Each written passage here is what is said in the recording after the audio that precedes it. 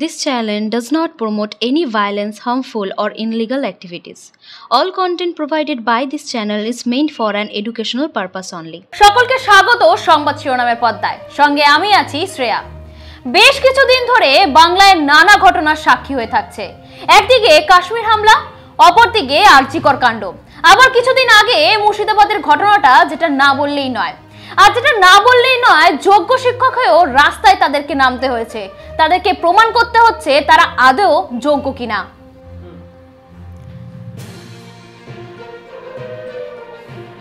এই অস্থির আবহের মধ্যেই আজ অক্ষয় তৃতীয়ার পূর্ণ লগ্নে দীঘার জগন্নাথ দেবের প্রাণ প্রতিষ্ঠা করলেন মুখ্যমন্ত্রী। তৃণমূল কংগ্রেসের একাধিক নেতা একে ইতিহাসের একটি গুরুত্বপূর্ণ মুহূর্ত বলে উল্লেখ করছেন, অথচ এই বাংলাতেই যোগ্য শিক্ষকেরা রাস্তায় নেমে পুলিশের হাতে নিগৃহীত হচ্ছেন। গত ৪-৫ দিন ধরে দীঘার জগন্নাথ মন্দিরকে ঘিরে তৃণমূল নেতাদের মধ্যে তৈরি হয়েছে সাজো সাজো রব। একাধিক নেতা দীঘার উপস্থিত থেকেছেন। তৃণমূল কংগ্রেসের উদ্যোগে পাড়ায় পাড়ায় জয়েন্ট স্ক্রিনে দেখানো হয়েছে জগন্নাথ দেবের লাইভ সম্প্রচার।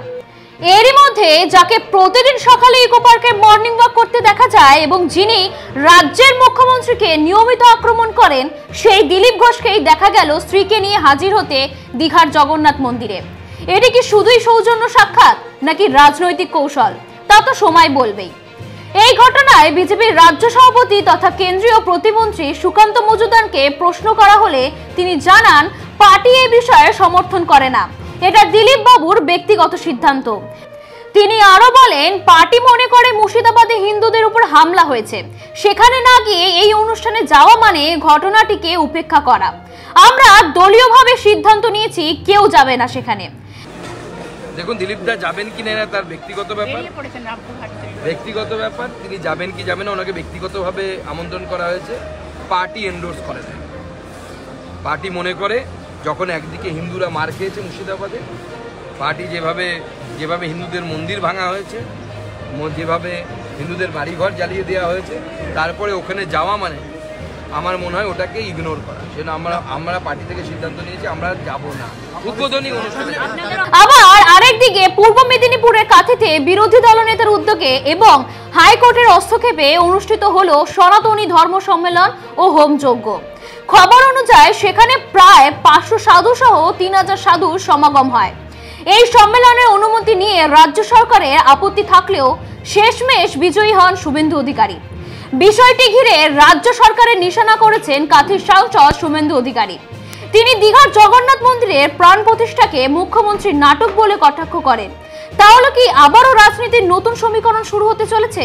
দিলীপ ঘোষের মতো নেতা, যিনি দীর্ঘদিন আরএসএস করেছেন এবং বিজেপির প্রথম সারির মুখ হিসেবে পরিচিত, তিনি কি এমন সিদ্ধান্ত ভুলবশত নিলেন?